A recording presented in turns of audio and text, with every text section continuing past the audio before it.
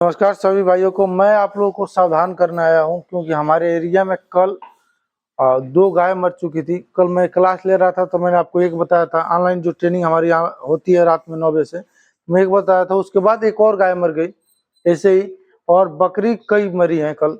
आज हमें सुबह में खबर मिली है सभी चीज़ों का। तो बकरी हमको लग रहा है 10-15 मर गई।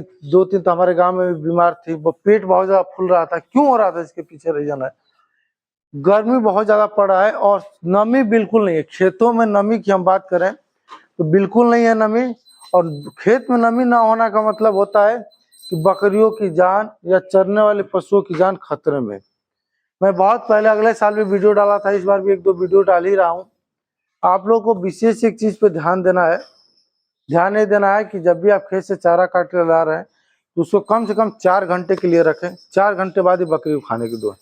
कई लोग क्या करते हैं, खेत से चारा जाएंगे काट कर लाते हैं, मतलब खेत वाला जो होता है, दूब हो गया, मोथा घास हो गया, कोई भी घास घर के खुरपी से भी लाते हैं। तो आप बड़े गाय जानवर को भी रखें, तब भी बड़े जानवर जो होते हैं उनको भी रखें, तब भी आपको ध्यान देना है कि खेत से चारा तुरंत लाने के बाद हमेशा आपको 4 घंटा रखना है। अगर खेत से चारा लाने के बाद तुरंत आप बकरियों को डाल देते हैं, गाय भैंस को डाल देते हैं, तो आपकी गाय भैंस बकरी सभी की मौत हो सकती है। हमारे पास जब फोन गया था, वो गाय थी जिनकी गाय थी, उन्होंने बताया कि खेत से हम लोग चारा लाए थे गर कर, खुरपी से जैसे गरते ना गाँव में, कई तरह के चारे थे उसमें, ठीक ना। खेत से लाए थे लोग, डाले, उसके बाद वो गिर गई, मुंह से लार गिरने लगी, जीभ बाहर हो गया। तो जो सिम्टम बता रहे थे, कांपने लगी, इसका मतलब वो साइनाइड पॉइजनिंग था।